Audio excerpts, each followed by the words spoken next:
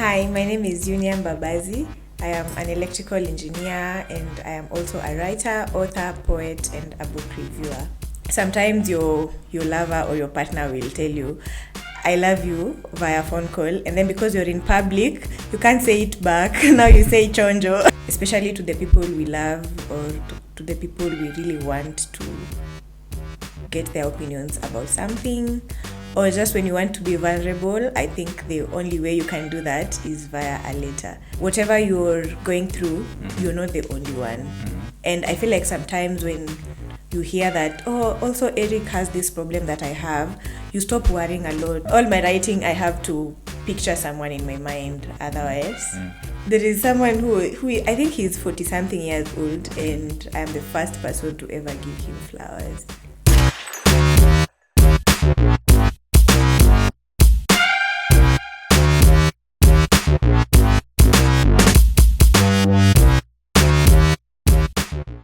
Perhaps the most basic form of literature is a letter, because it's the form of literature or the form of writing which has the most reason to exist. Everything else, novels, poems, it may not have a reason, a concrete or a practical reason to exist.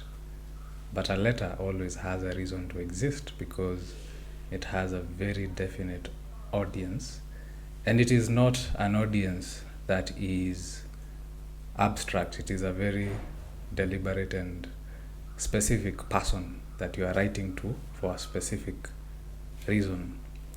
So probably maybe letters were the earliest form of writing. Maybe even when you go to the Bible, you find a number of books in the Bible, letters by Paul, letters by the other apostles. So the epistle, as they are called, is a form of literature which has then gone on to be modified and used to create fiction, to even create poetry that is written, addressed to a specific person. You could call it a letter. So today I am joined by a guest, a writer, whose writing I feel is channeled towards this form of writing, the epistles. So her name is Eunniah Mbabazi, and she's an engineer. Oh, I have messed it up. She's an engineer in her free time. Otherwise, she's a writer, she's an editor. She is the author of Breaking Down, which is a short story collection. She's also the author of If My Bones Could Speak, which is a poetry collection. She's also the author of Unbirthed Souls, which is a collection of short stories. Yeah. And she's also the author of My Heart Sings Sometimes, which is a poetry collection. Hi. Hi. Hi, Eunniah. Hi. Okay, so you've heard me saying that letters could be the basic form of literature. Like letters could actually be the proto literature. Maybe when they first wrote something and it started being preserved as literature, it could have been a letter. What do you think? I think it might be true, and I like that you've quoted even references from the Bible. And even classics like A Color Purple and Maria Mabas, So Long a Letter, they're letters. So I believe letters are the primary form of literature. Why are they the primary form of literature? Because when I can't find words to speak to you for one reason or another, maybe I am overwhelmed or I have little to no access to you, the only way I can get to you is via writing to you. And we write letters, especially to the people we love or to the people we really want to get their opinions about something, or just when you want to be vulnerable. I think the only way you can do that is via a letter, because some things you don't want to say via a phone call because someone might be listening. I don't know if you've heard, sometimes your lover or your partner will tell you, I love you via phone call, and then because you're in public, you can't say it back. Now you say chonjo. Yeah. or me too. Oh, you do? I don't say that. But when I'm in public, I really can't say I love you back in public. I can't. Why not? People will look at me in a weird way. Why does it matter? Are they the ones who love you? It doesn't matter, but the kind of friends I have, it will be a running joke for the rest of the year. Yeah. So, but when I send that person a letter, I am almost 99% sure that they will read it alone. Yes. So, I have a question. A letter is something you write to a specific person. Yes. Literature is something that is read by the world. Yeah. So, at what point does a letter written to a specific person become literature to be read by the world? How? Because one, sometimes that's how my writing works, is I assume I am talking to my audience in person. So for instance, if I know by the time I'm writing a book, I am usually sure of at least 50 people who are going to get this book. So for example, Eric, Muturi, I am sure these people are going to get this book. They are going to read this later. So even before I write the book, as I start to write, I have Eric in my mind. So I am already picturing you as I sit on my desk. It's like your picture is right in front of me and I am addressing you. So even as I write, I want every reader to feel as if I am writing to them. I'm not writing for everyone, so that once you pick the book, you feel like it's Eunniah speaking to you. Eunniah is not speaking to anyone else. Right now, it's just me as Eric who matters. Yeah. So when let's say the letter is addressed to Muturi, the letter is addressed to Muturi in the book. Yes. But does that mean Muturi is an abstraction of the entire audience that you have in your mind? Yes. So Muturi, there is no specific Muturi. There is no specific You Muturi. have not sat down and created a character called Muturi and thought Muturi likes pizza, Muturi does this and this. No. So now your character is writing to Muturi. No. So it's basically just a word, Muturi. Yes. But basically the book is still written to the audience. Yes. So I don't build my characters on paper before I start writing them. The way we write letters are supposed to be authentic. So I don't plan what I'm going to tell you in this letter. I just know I love Eric, or I love whatever you're doing, and I just want to express myself. See your love. So when I want to express my feelings genuinely, I don't have to plan those feelings. They just come as I write, and I let them just take their space in the writing. Yeah. So sometimes especially for the Unbirthed Souls, I need to have someone in mind that it's very personal to me. So that's someone when they're in my mind. So in my mind, it's like I'm writing to that person. So even as the letter unfolds, there are some things that I will borrow from this person's life into that letter.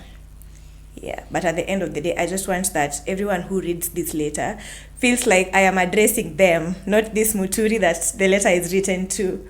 Yeah, so I want people to pick pieces and bits of themselves in these letters. So, is this how you write all your works of fiction? All my letters of fiction, that's how I write them. No, I mean your short stories. Are they all? I don't think they are all letters. No, they're not all letters. So you can't do this other sort of writing which is not a letter? Yes, I can. Yes, I can. But even with that, I just let my stories flow. I think my writing is kind of unconventional because I don't plan anything. Even as an editor's mind, with an editor's mind, I know that characters need to be built, plot lines need to be developed. So even as I am writing and letting the story flow, I am very conscious of how I am letting this character grow or how I'm letting this plot line move. But I don't structure them. What about after you finish? Do you come and re-edit, Oh, yes. Since you are an editor, so do you come back later and say, this guy needs some more flesh, this section needs some more this and that, and then you re-edit that? Yes. Or should it be natural completely? I don't obsess over anything else in my stories as much as I obsess over the emotional bit. So I leave the rest to my editor, but for the emotions, I would like to take control of that. So I will reread those stories as much as I can, and I want that every time I reread it, no matter if it's the 10th time, I want to feel that emotion. So if it's not there, if I lack it during the 10th read, then I've done nothing. How do you edit emotions? Because editing, is what do you call it? It's an analytical. Yeah. It's from your mind. Yeah. And emotions are from your heart. So how do you connect the two? I think that's where talent comes in. I keep telling people that this writing thing has to be a talent. I don't believe you can be taught how to write. You can only be taught how to get better at the craft. But I believe the soul of writing has to be a talent. You have to be born with this thing in you. So when I write, when even I get feedback that, oh, your book broke me, I cried a lot, I am not surprised, because that was really my intention. If I get a lot of people saying they cannot breaking people. Not like that. Not like that, but yes, with my writing, I want my writing to break you so that you remember that you're a human being. Because the way life moves very fast, sometimes we begin behaving like robots. We forget that deep down, and then there's a lot of masculinity teachings, femininity teachings. But I want my writing to remind you that deep down we are children and we can be broken and we are going to be broken. And that's what I want. So if someone tells me they couldn't read my book in one sitting, I'm like, good stuff. I am actually doing a good job at this thing. Yeah. The breaking down, I think the last story was very hard for me to read for some reason. The one for giving birth? Yeah. Oh. Why? Have you been in that situation before? No. I mean, a lot of the stories were like that. But now the last story was, I think because I have read all these stories. And then I want to finish reading. I get that. Yeah, your stories, the way I thought of it is that you do not put, is it boundaries? Yeah. The boundaries that would make the reader know this is just a story. This is just a whatever. Yes. So the way you've written it, it's so naked. So the emotions are too naked, and when somebody reads it, it can be so overwhelming. Yeah. But now the question is, why would you want to clothe your emotions? Especially the hard emotions. Because when we are happy, we don't care to clothe our happiness. But why do we want to clothe our sadness or pain? Well, it shouldn't be like that. Because it might send somebody into a tailspin of chaos. When they encounter the emotions in the book, it triggers them and they spiral because they don't know how to get back to equilibrium. From where I come from is when you're trying to do healing and stuff like that, sometimes you will think you have healed. I don't know if you understand when I say healing, especially emotional and things like that. But you think you have healed because maybe you've had 3 months of sanity. But it's only because you've not encountered a trigger, something that triggers you. So for you to know that you have totally healed is when you encounter a trigger and it does not send you spiraling. Yeah. So your books are dangerous. Very. So my books are meant to be mirrored. So when you look at yourself through those stories, I want you to be truthful with yourself. Yes. So if you can call yourself to a small meeting and realize that I am actually triggered by this because of this and this and this, so I need to work on myself, then that's my point. You said that you have to have the talent to be a writer. Do you also have to be a bit messed up? I believe so. All of us. There is like something wrong in quotes with us. Yes. You have to be. There is someone who said, I can't remember who. It's a very famous person. They said that the creative child is the child who survived. So those of us who are creative, writers, painters, any artist, musicians, you survived as a child. You didn't leave, you survived. You didn't live. Yeah. So there's a difference You didn't between die. surviving and living. So there are people right now, there are people who are living, and then there are people who are surviving. Oh, Yes. what does that mean? Living? You don't know? No. So I won't use living to explain. Let me Do you mean use living surviving. as in I left, or living as in I'm alive? Oh, living as in you're alive. Mm. So I am living life, Mhm. and then someone else is surviving life. Okay. Yes, so there are children who lived life, then there are children who survived life. As kids or even as adults? Even as adults, there's those kind of things that are happening. Mhm. But for Mhm. every creative as an adult, it Mhm. means you survived as a child. You Mhm. didn't live as a child. Mhm. Yeah. Did So when you start doing inner work and shadow work, you will Uh-huh. understand what I Mhm. am saying about living and surviving. So for Mhm. me, I know I am 100% sure I survived because I have done a lot of introspection and a lot of therapy and shadow work. So I know I survived. Yeah. But then the question is there anybody who's not messed up?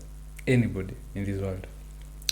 I think the degrees might be the ones that matter, and Mm. also how you just handled that being messed up. Mm. Yeah. And how your primary caregivers handled the being messed up. Yeah, because, a lot of people are messed up, Yeah. especially today.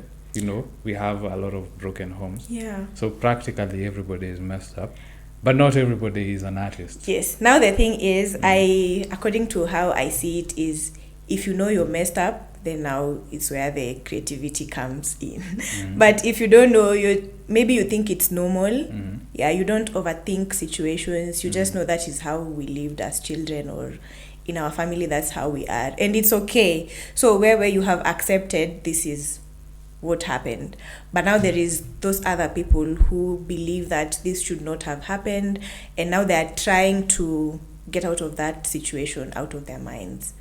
I believe that is where the degree of messing up now starts becoming too high, and now you start churning out things just to get your mind out of that situation.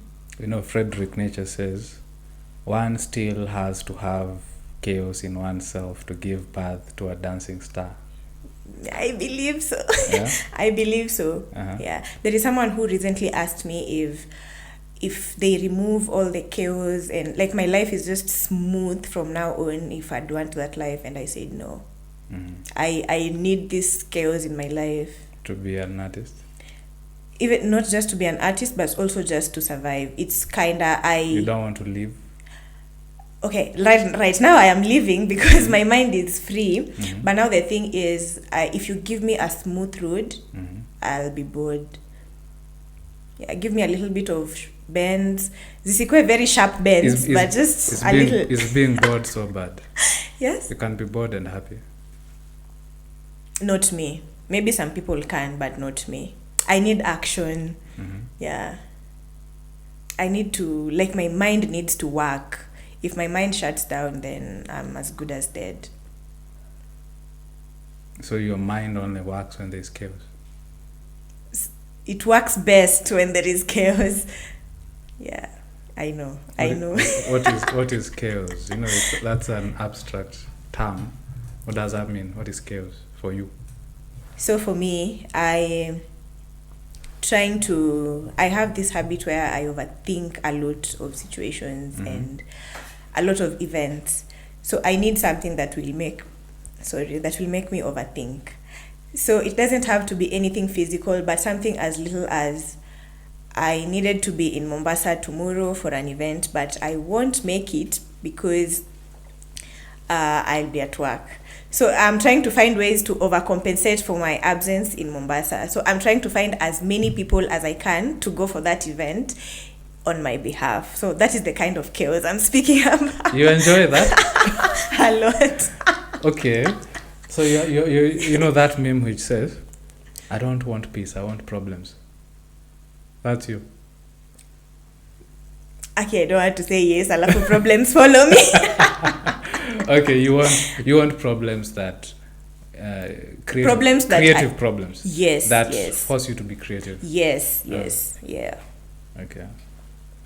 So is it like a thing where when you are solving problems, you feel more like a master of your domain? Yes, yes. Like yesterday at work, I did a lot of things. I left work at 11 p.m. and I felt like a god.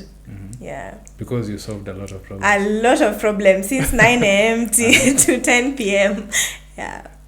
You know, that says that what if you just looked for a job that has a lot of problems? You know what I mean? Not like that. I want to be in control of my problems. Because I feel like I mean, I feel like a lawyer. Okay, unless Suits was lying to us, because they seem to have problems in every episode. No, I mean, because I remember there was a time I was trying to define what is creativity, and I realized creativity, like I actually defined it as creativity is the art of solving problems. Yeah. So yes. So what writers do, let's say writers, or even artists, what they do is that they create problems. For writers, it's narrative problems, and then they are solving the problems. Yes, because even in editing, we say, please introduce conflict in your narrative. Yes. And then maybe artists. They bring in things like contrast, dissonance. Yes. If a work of art has no problems, like everything is fitting in together, there is nothing which is off, it won't be artistic. It will be conventional, right? Yes. So you don't want a conventional life? No, I don't. I really don't. Yeah. Okay. Maybe that's why I have chaos everywhere.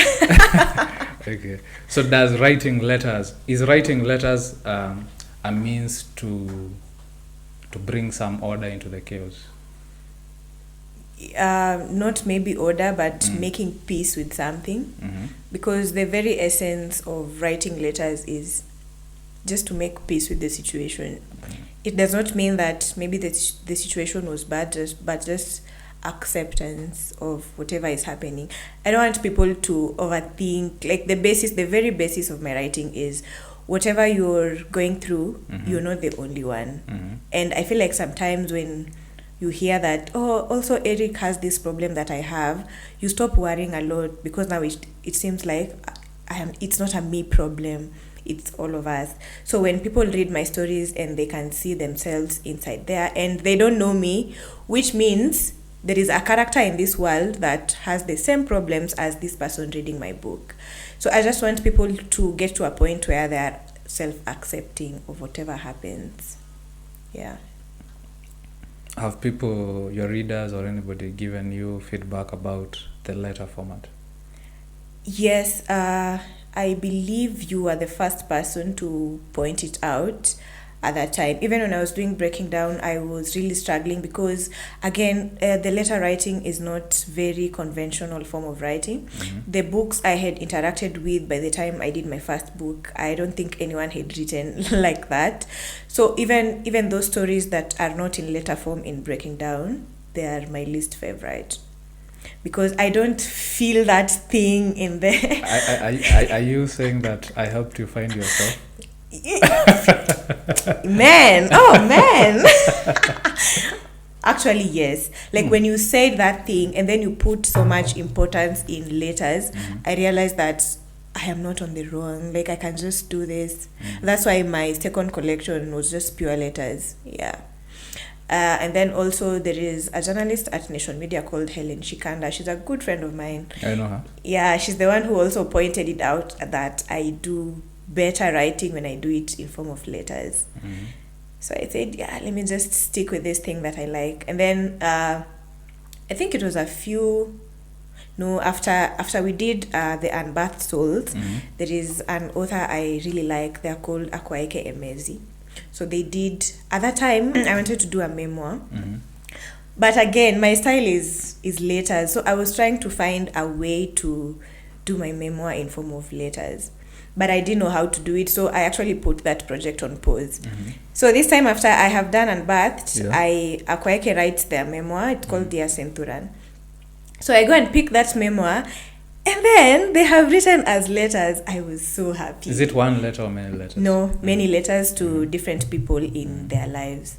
Yeah, so maybe now if I do a memoir, I can decide one letter I write it to you for the impact that you had in my writing journey. Okay. Yeah, and then another letter I pick and address to Brian for holding my hand, like that. So they have just picked various people in their lives, their parents, their aunties, their agents, their literary agents, and done letters to them. So even as you read the letter, because there is a letter inside there that Akwaeke has tackled publishing in the UK. So I am still getting insights to the publishing industry, but this letter has been written to a specific person, you see. Yeah. So do you think, like let's say for a longer work, like a novel, I've actually seen there's a type of novel called the epistolary novel. Yes. So it's a novel that focuses on letters. Yeah. So for longer works like a novel, a memoir, do you think it's better to do many letters, or the entire book is one letter? Is that how so long a letter was? Yes, so long as a letter is one long letter. Yeah. But Dear Senthuran is many letters. To me, I'd still prefer the shorter letters. It's more creative. Huh? Yes, it's more creative. And then also just that, I don't want to call it boredom, but attention span for people is very little. So people want to, like, when does this end? When does this end? You know, actually, I think it's a very good form to do that for a longer work in this age, especially for Gen Z, maybe Alpha. So, you know, TikTok attention span. So if a book is 20 letters, it's way easier to read than if it's one long letter. Yes, you can just be saying, I want to read one letter per day. And then at some point, one long letter will start feeling more like a novel than like a letter. Yes, it loses that personal touch because there is only a lot that I can speak to one person. Yeah. But maybe if you master it properly, you can do it, because I really liked So Long a Letter. Although it was not very long. Yeah. It was a short book? It's a very short book. So if you're planning to write 80,000 words, that's a very long letter. What about when you write poetry? Do you try to address it to somebody? Yes. All my writing, I have to picture someone in my mind. Otherwise, even if it's purely fiction, especially for my blogs, there is some time I was writing very dark stories about murder and killings. Okay. Yeah, I have to have someone. What were you going through at that point in your life? Actually, nothing. I think I might have been my happiest at that time. Yeah, I know. But I actually create more when I am happy. When I am sad, I cannot create. Yeah, but when I am happy now, my laptop cannot breathe. When you're happy, when you are sad is when you write? Or when I'm happy. When you're happy is when you write? Yeah, so people get confused because all my stories are painful and sad. So they think that when I am sad is when I am writing. No, I can't. So the question is, are you happy because you are writing sadness? Or are you want people to judge? or are you writing sadness because you are happy? I am writing sadness because I am happy. This is not me. So I want to separate myself from this writing. So I am happy, but I am writing about sadness. So this is not me I am writing about. But for instance, if I am sad right now and I start writing about sadness, I will find myself infusing my sadness into this story. But I don't want that. You know, the question is, you know, if you are happy, because I know as a writer, anytime you are writing, like if I'm writing a sex scene, you know, I have to feel it, right? Yeah. So if you are happy, how are you writing something sad? Because are you smiling as you are writing? No. But now the thing is, when I am sad or when I'm going through heavy stuff, I like to sit with my emotions. There is something my therapist told me, that I tend to use writing as an escape. So instead of facing my emotions or facing that situation that I need to tackle, I'll just start writing and distract myself. But that is not your way to healing. You need to sit down with your emotions, however hard they are, and do the work. You know, I asked Peter Angila, is therapy good for writers? Is it? He said no. I didn't ask him directly that way. Maybe I didn't ask him, but now I'm asking him. I can't speak for other writers, but I can speak for myself. Yeah. Speak. So for me, because also of the things I write about, for me it's good. So if I am writing from a point of information, like I know why this thing is happening, I know why you have abandonment issues or attachment issues. If I'm writing from a point of knowledge, then I am doing a better form of writing than if I'm writing from a point of ignorance. So I am giving my characters more grace because I understand what is this I am putting them through. What if you heal? Ndo nitaandika sadness. No, because I'm thinking, if you heal, if there's no more chaos, where do you find the inspiration? Healing does not mean there is no chaos. What does it mean? Healing means that you have gotten to a space where you have accepted these things and you're working towards these things. So even if there are chaos, instead of getting anxious because of this chaos in your life, you sit down and say, okay, this is happening. This is what I'm going to do. If it works out, this is the outcome. If it does not, this is plan B.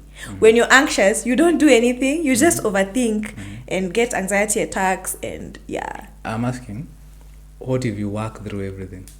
Or is that impossible? And now you become totally well adjusted. Totally. Like you're normal now. I don't think I can ever get to that point. Me as Eunniah, no. Why not? The kind of thing I'm in therapy for, or why I listen to many podcasts about self-healing and things like that, is I don't have an end game of getting to a softness. I just want to understand. That's my point. So nikifika a place where I have understood anxiety, me, I'm good.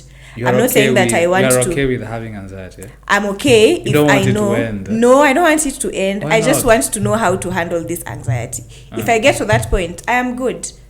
Why don't you want anxiety to end? Like anxiety. This is life. Terrible. You will always get anxiety, Okay. but it's terrible. But you need to know how to handle it. Okay. Or how to plan what accordingly. What about people who have depression? I can speak about depression, because but I can speak about grief because again, we you don't want to stay in that hole, for lack of a better word. So we are working to get ourselves out of this depressed mood or this continuous grieving, but you can't. Sometimes it's just a battle of the mind. If your mind does not want to get out of that, no matter how many hands will hold you, no matter how many lights we will light for you, it will be very difficult. So for me, I struggle a lot with grief. Like grief sets me back like 10 steps behind. So I have gotten to a point where I have understood why I grieve like this. So I am not saying that, you cannot say I will never grieve again because people will always die. I will always have grief. But right now, I know how to handle this grief. I know what to do, what not to do. So there will always be chaos. Yeah. That's deep. I know. I am wise. You're a deep person. Very. In your first book, I know. you talk about deep people. Yeah. It's a poem, yeah? Yes, it's a poem called Deep People. Yes. What were you thinking when you wrote that poem? Was it a manifesto of what you write or who you are interested in as a writer? Not really at that point. You know what my motivation for my first book was? Okay, there is other bigger motivations. But this time I was seated in my office and then I saw my friend Douglas Logedi was launching his first book, Chasing a Bullet. And then he had taken this cute picture. He was seated down and then he was signing books and then people were surrounding him. And I told myself, me, I want that feeling. Yeah? That was my main motivation for publishing that book. Was it your main motivation of writing? Was it your first time writing, actually?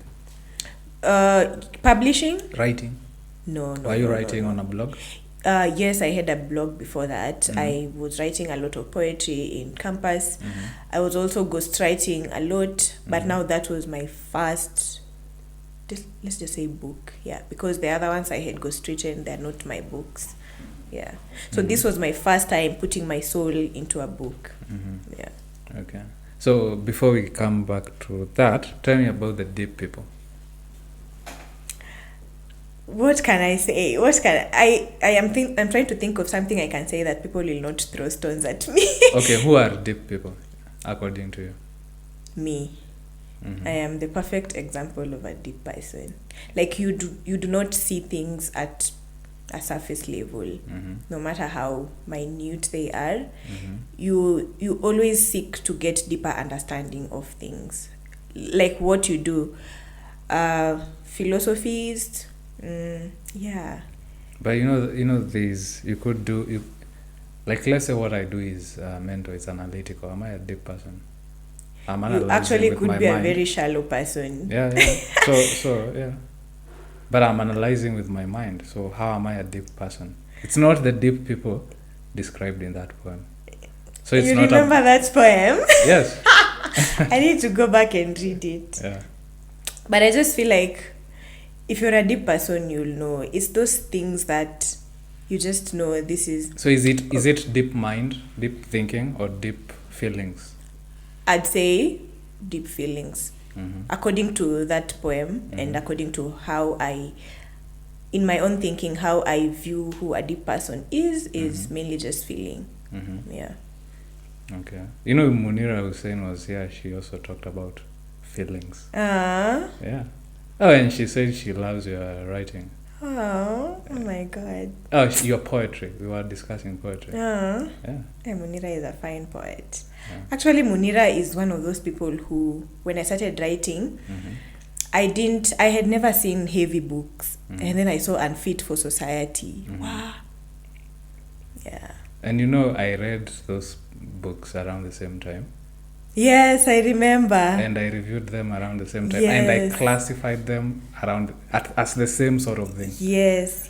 I Yeah. drew a lot of inspiration from Munira. I think Munira just gave my voice a lot of brave ninis. Yeah, because if Munira can speak about these things that I have never heard about anyone speaking, why can't I do it? Because I was writing these stories but asking myself, who is going to read it?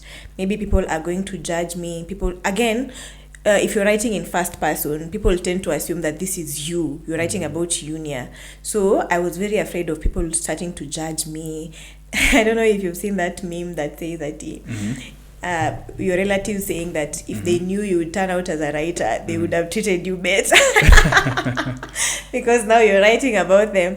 So, but just getting to read Unfit for Society, I just understood that if you have to do it, just do it. Because who else will speak about those things? Yeah, if all of us are hiding behind happiness and just the good stuff, if we try and write sad things, it's a man beating a woman, who is going to write the heavy stuff? And you jumped off completely into the deep end. Like what she'd done, it was still, you'd say maybe, compared to how you went into the dark emotions, into everything. Yeah.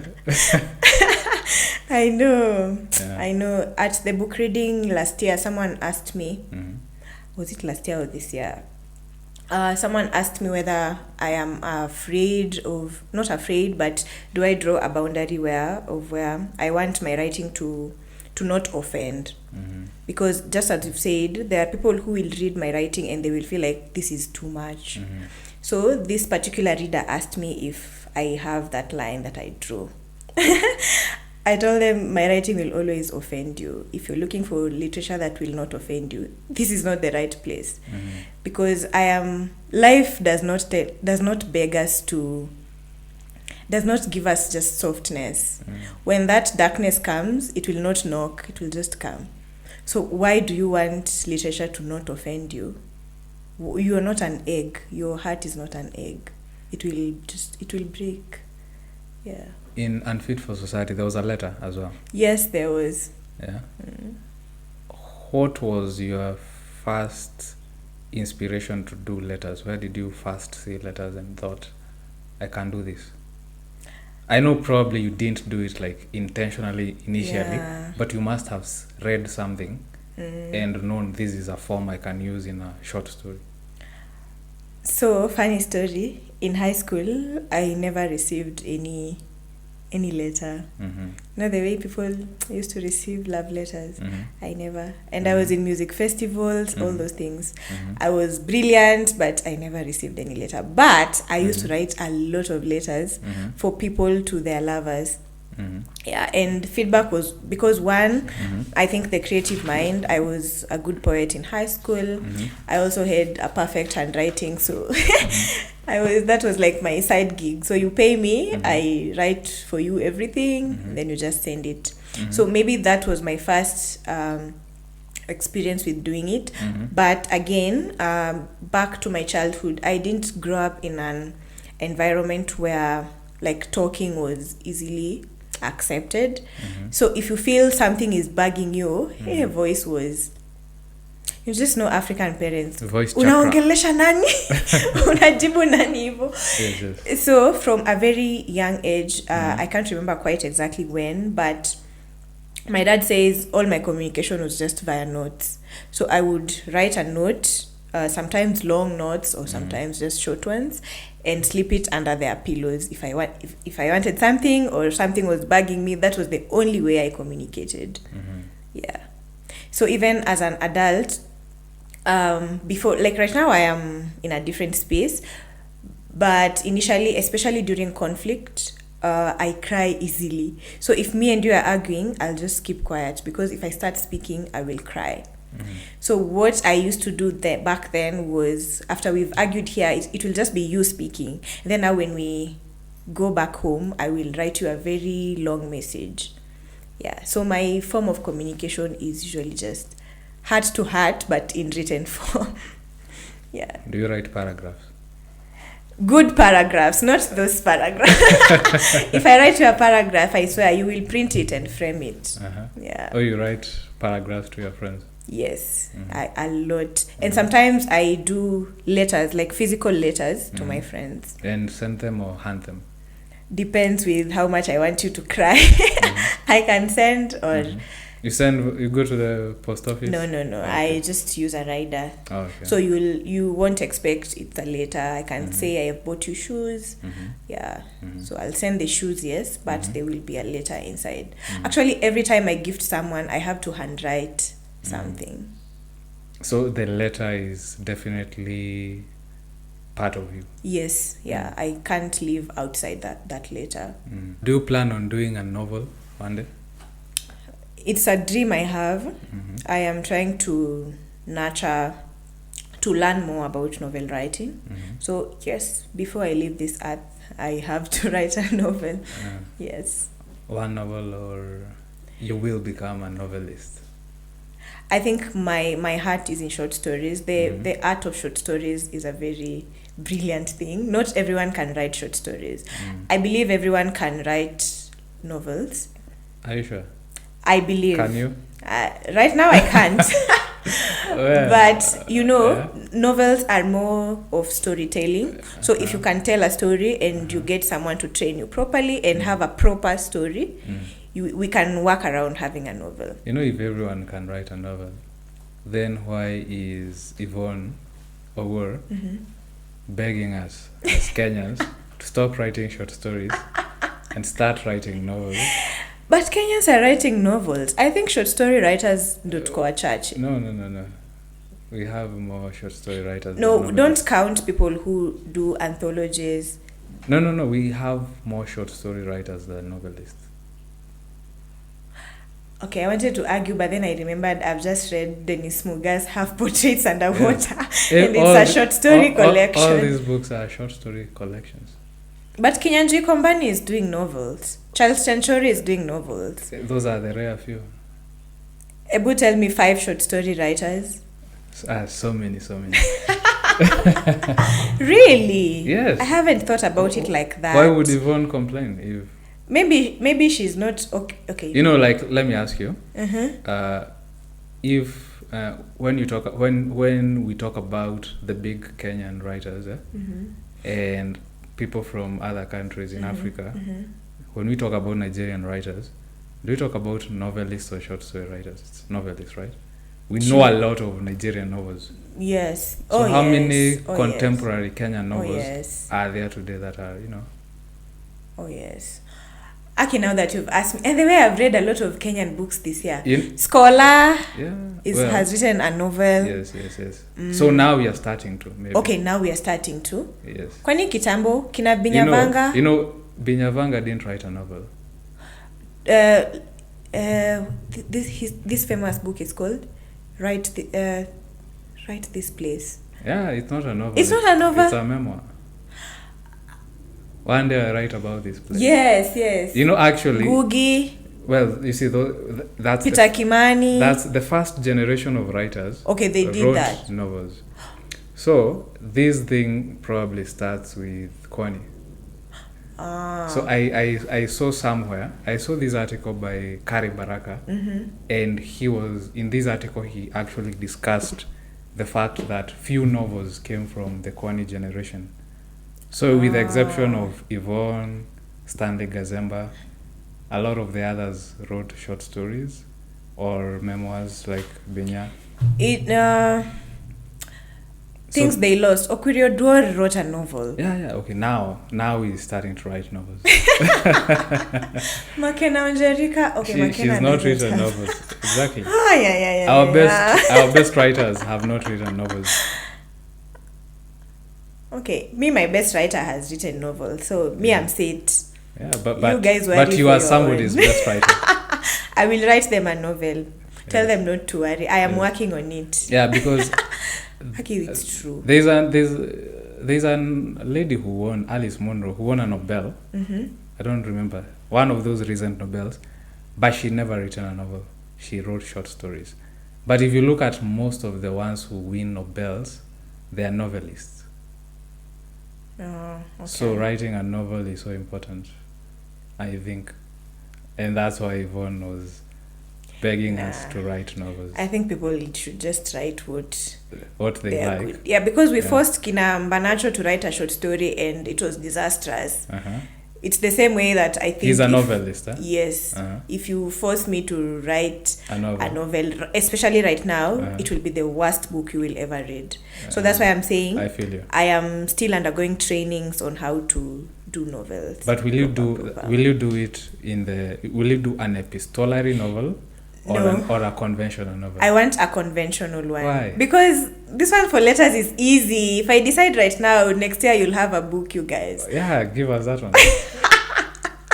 Good challenge. Because if it's easy, do that one, right? I start with that one. Yeah, because you just said if you force yourself to do this, then you won't do a good one, right? So why not do, for a long time, personally, I've been a person who likes to force myself to do things. Force myself to read Shakespeare, force myself. These days I'm easy. If I want to read a comic strip, I read a comic strip. If I want to read something trashy, I read something trashy. Quesera sera. Don't force. Yeah. But I don't know. But I'll have to do a novel because even the writers that I like Kina Chika Unigwe, Chika Unigwe has Black Sister Street. It is a novel. Middle Daughter is a novel. But Better Never Than Late is a collection of short stories. So she has 3 novels and one. Okay, I will write a novel. Look at Jennifer Nansubuga. Yeah, Manchester Happened is a short story. But which of her books is more well Kinto acclaimed? It's the novel. I have reservations about Jennifer. Okay. The thing is, I was introduced to Jennifer by Manchester Happened, and I didn't like it. Which is a short story collection. Yes. Okay. So I approach all her works with that cautionary meaning of, what if I don't like it? So I actually have Kinto on my bookshelf, but I have not read it. I have read First Woman just last month, and only because it was a book club pick, so I couldn't avoid it. Did you enjoy it? I didn't quite enjoy it, especially during the initial pages, the first 100 pages. The story builds after that. But at the book club discussion, unaona ile attitude, I already had an attitude that this is not a good book. So even when I was going into the book club discussion, that is the attitude I went with. But the way I was speaking about it, people told me, Eunniah, you actually liked this book. It's just that you have a very negative attitude, so you can't see it. But from the way you're speaking about even the characters and the storyline, you actually liked this book. So I agree. Mm-hmm. I'm reading Kintu in January for book club again. I actually have just to wait for book club before I can pick it. So I'm waiting to see if I will enjoy Kintu, but I just know it's better than Manchester Happened. Yeah. So if you do an epistolary novel, it will be way easier for you. For me, yes, it will be way easier. Okay. But sometimes I'm an engineer, so we don't like going for easy things. If I can do this in 20 minutes, let me look for a task that will eat my brain. Create problems. Yes. Yeah. Okay. I feel you. Your second collection, Unbirthed Souls, was written. It had a specific sort of story behind it. Yeah. You can tell us about that. So it's the reason I don't like coming to Thika Road. I only come to Thika Road when I go to Queen X. When I'm doing my book drives, Queen X are one of my partners. So I usually go to Queen X to pick books. That's the only time I come to Thika Road.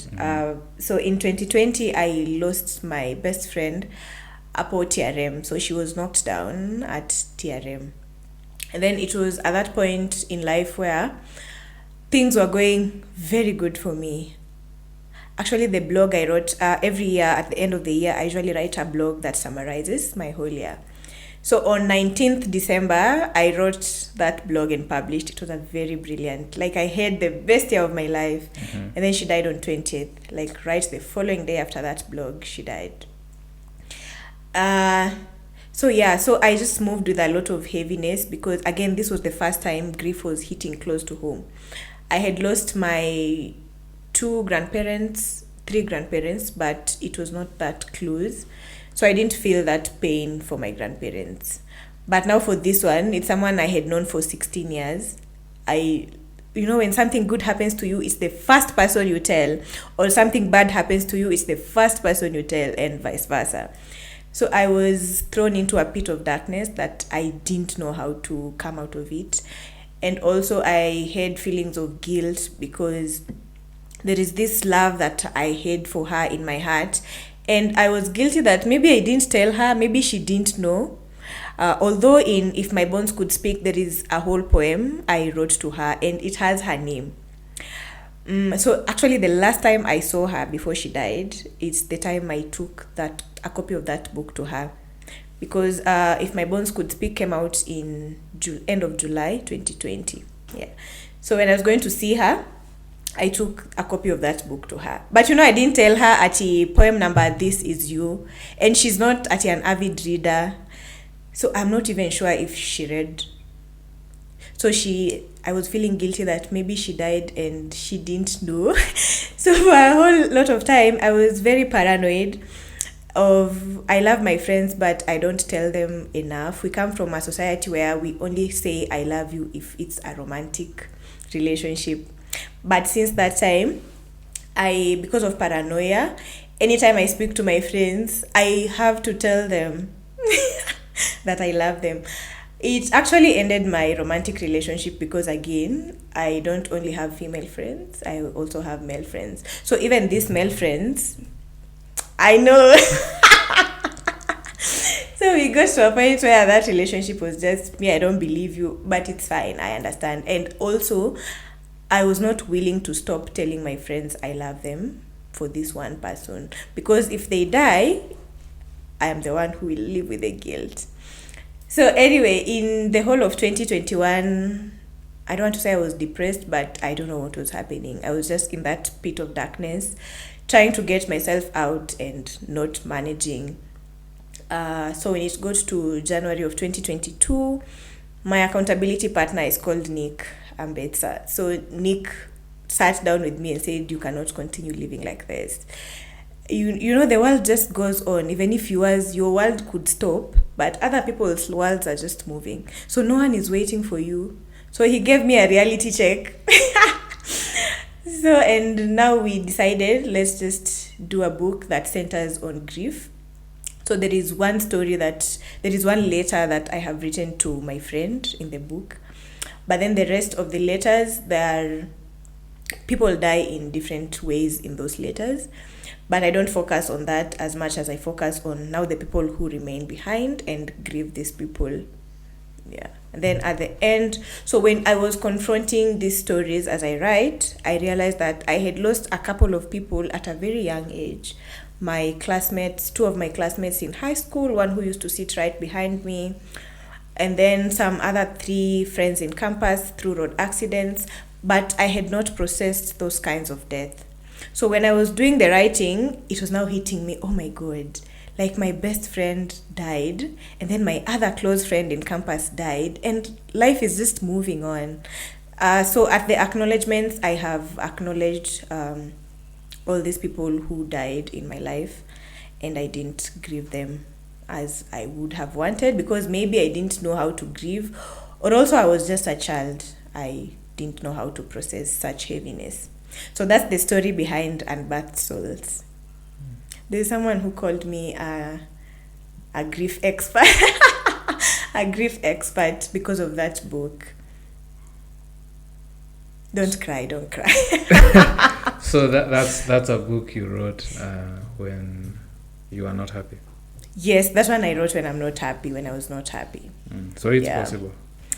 It's possible, but I don't encourage it. I don't encourage it for myself, because it actually because when I am sad and then I'm writing about sad things, I am just continuing to dig that pit of darkness. So kutoka kwa hiyo pit will be harder. But if I'm happy, that pit is very shallow. Did that happen when you're writing that book? Yeah. So you said you are already in a pit. So you are trying to get yourself out of the pit by writing the book. Yeah, but it didn't happen. But you dug yourself deeper? Deeper. But now the thing that the book did for me was it freed my soul of that guilt. Because I think the guilt was the one thing that was crushing me a lot. So the book was your way of speaking to your friend? Yes. And you feel like wherever she is, she got the message? Yes, yeah. That's interesting. I know. I always think of, like, really, when there's creativity, you can write a story, but it's just a story. And then you can write a story and it's like juju is in there. Yeah. There's magic or something. There are stories I've written which have some weird things. Even in my life, I've ever written a story and then met the person who is in that story.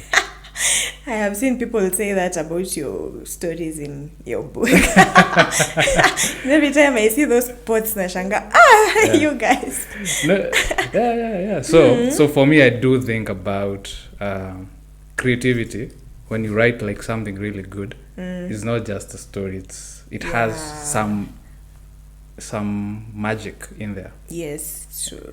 So when you say that what you wrote managed to communicate to them, or maybe to you, or to them in you, and that unknotted the knot.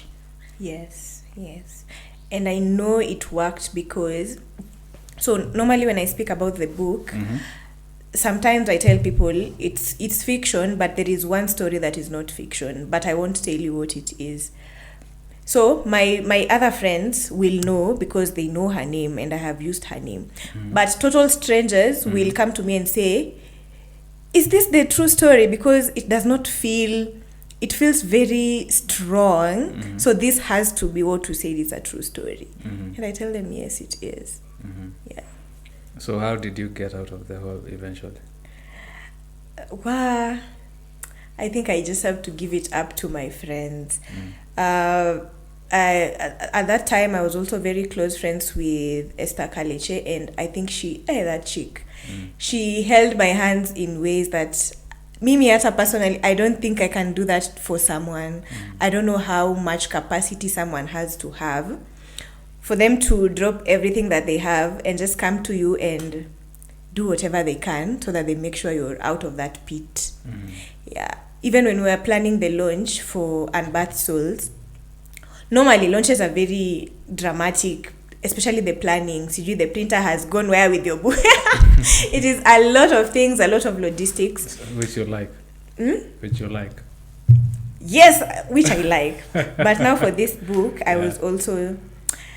These things are stressing me, and also I'm not in the right mental place. So it got to a point where now Kalechi was the one just doing all the planning. Yeah, if we need to speak to the printer almost conned us. She looked for a policeman. We went with a policeman to the printer's place. She was speaking with vendors, venue people. Like, aliniambia tu, you sit back, you've written, you've done everything. Towards the launch, we shall help you. So she did a very brilliant job.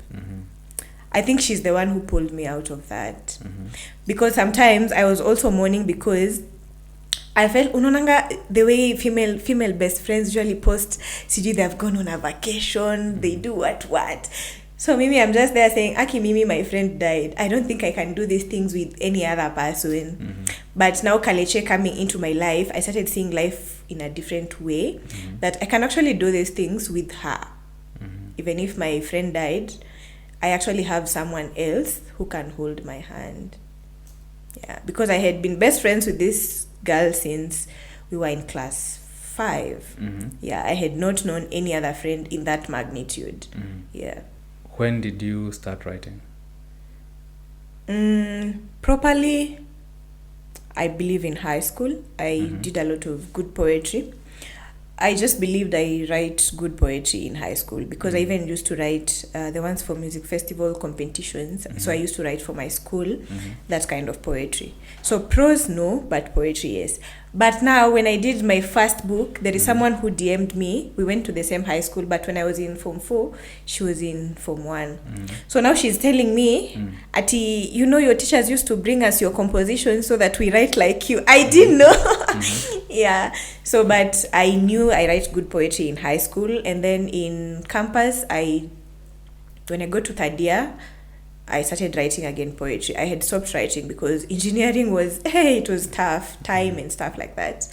But I started writing poetry again and now publishing it on someone else's website.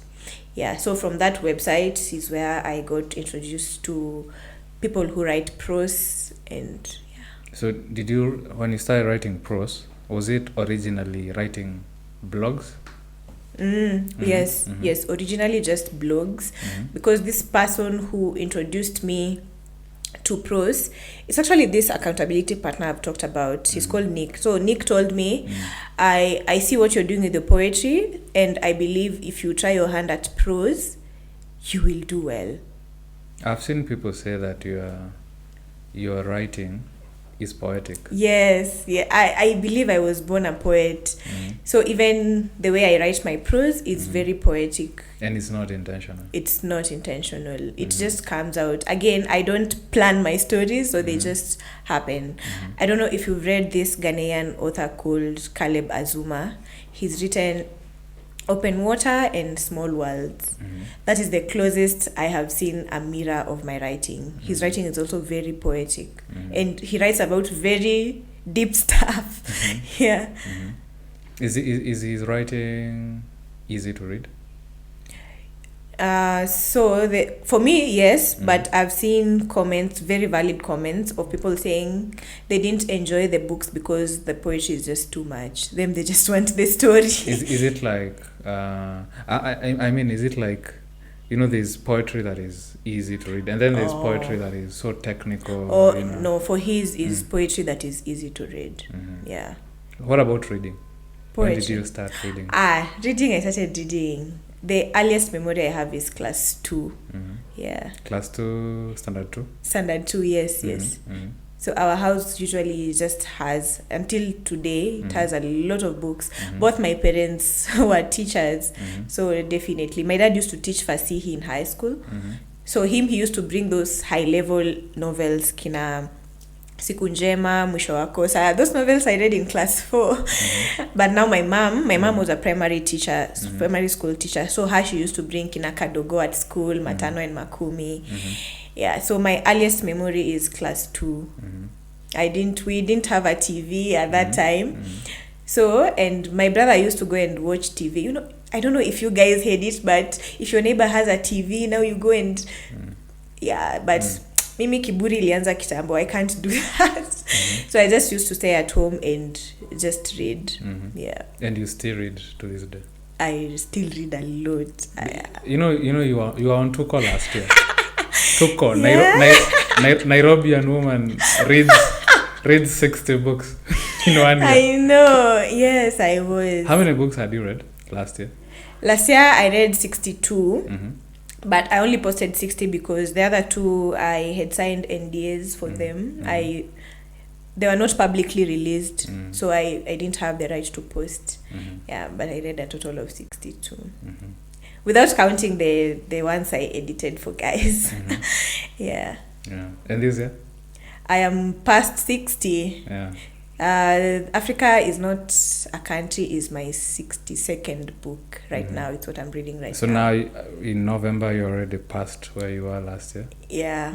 Are you going to read books in December, or are you going to be like... Yeah. I read throughout. The only thing I don't do in December is work. So I don't take private clients in December. Everything I finish on 30th November. So December, my life is just books and chilled and sherehe kidogo. Okay. Yeah. I find that it's mostly women writers who use the letter thing, because as I was researching for this episode, I looked into that. Previously, everybody used to do the letters, because even Dracula by Bram Stoker is... even Franz Khalifa. Yes? Franz, the very... Franz. They usually say anything you want to tell your lover, Franz already told their lover. So just go and look for their books and copy everything. Is it a man or a woman? Man. Yes. So they used to do... When was that?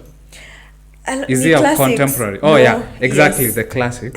So Bram Stoker, there is something by Wolfgang Goethe. Something about, what was it called? The Trials or the Sorrows of Young Mother.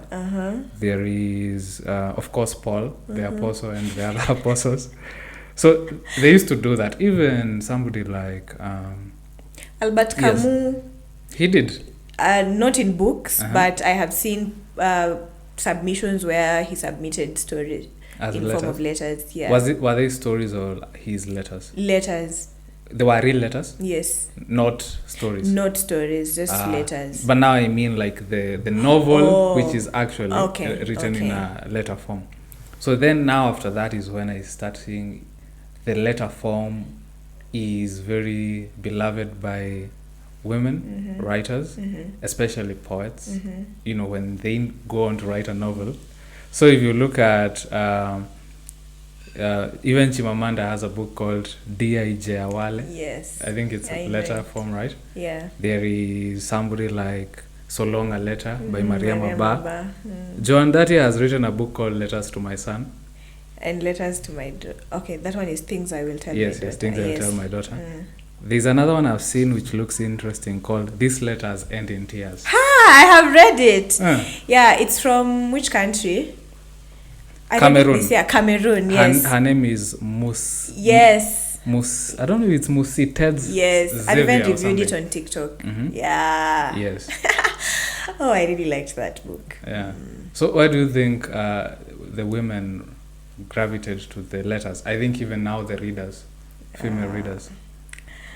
Maybe my opinion is biased, but I just feel like women are more emotional, or they're more in tune with their emotions. They are not afraid to, because letters are very emotional. Or is it that women are more interpersonal? Yes. You know, a letter is very interpersonal. It's me to you. Yes. Mm-hmm. I don't think you can write a letter to Muturi.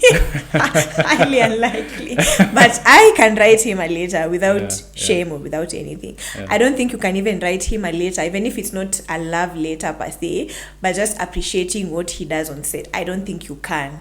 You can just say, Buddha, Kesho.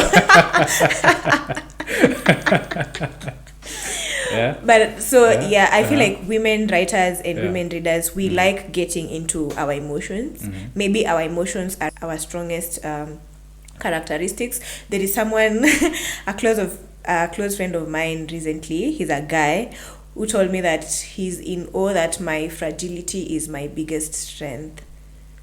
Yeah. So I think sometimes these things we need to say can only be said in a letter. Yeah. Because even that letters end in tears, it's a female lover writing to their female lover. And then it's a novel, you know. It's a long form novel. Is it one letter or many letters? Yeah, how is it? No, it's one letter. It's one letter, just addressed to one person. But now they're highlighting, because this one person is no longer here, they died. But by the time these letters are being written, this writer does not know that their lover has died. Okay. So they're just, that book is brilliant. You know, there's something you said earlier, which I thought, that would be an interesting story. When you say that you were telling everybody, I love you. That's a story. You know how there's a book called The Year of Saying Yes. Yes, Shonda Rhimes. So that's The Year of Saying Yes. There's a movie called Yes Man. I don't know if you know it. No. Jim Carrey. So in this movie, he goes to a seminar or something. It's like a cult. And then there's this leader at this seminar, motivational speaker, who is like, always say yes. And then he takes it literally. So everything, he just says yes. And now the movie is about everything that goes wrong and right. When you say yes. Because he has a very adventurous life from there. Before that, he had a very boring life. And after that, everything is going well and bad. Because he says yes to everything. It's like, give me some money. That's dangerous. Let's go to the party. Yes. Let's go climbing. Let's go and ride motorcycles. He doesn't know how to ride a motorcycle. Yes. So everything goes on. So now, when you say you're telling everybody I love you, and it even causes problems romantically, that would be an interesting novel. I know. Yeah, there's a day I posted that on my status, but I will never miss a chance to tell my friends that I love them. And then Silas Nyanchani replied and said, even me. And you will be surprised how many people have never been told they're loved by people who are not their romantic partners. Because some people, when I tell them that, they get shocked. Like, why are you saying, are you going to die? Like, what's wrong? Are you okay? Yeah. This year, I started a mission of gifting my male friends flowers. There is someone who I think he's 40-something years old, and I'm the first person to ever give him flowers. Okay. Yeah. What has been the reception? Are they like, oh, this is gay? They like it. Toxic masculinity aside, they are almost even crying. For real? Yeah. Yes. Okay. I'm just thinking that I think as a result, might also be a trauma response from grief. Maybe so I am overdoing it, but the things I would say about you when you die, I'd rather say them right now. If you die, I'll bring flowers to your graveside. I'd rather give you those flowers right now when you can smell them or put them in your house. Because when you die, who is seeing them? Is that the source of that saying? Give somebody their flowers where they can smell them. Yeah. It's because I didn't know it's about the flowers on the grave. Yes, it is. Because when someone dies, do you see how that grave is usually filled with flowers? Yeah. And this person had never received a fresh flower in their whole life. And roses Pale City Market are just 20 bob. I'm sure Muturi has never received. When you call me next, I'll bring him.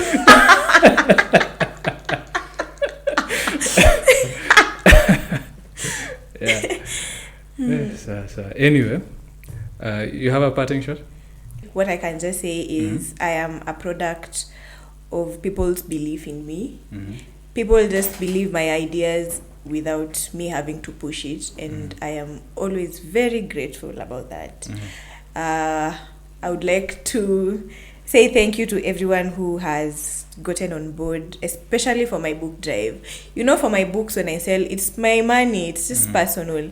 But the book drives, I'm doing it for children who don't know me, who don't know you guys. But the people who are just sacrificing their money or their books and sending them to me and trusting that I will not eat this money.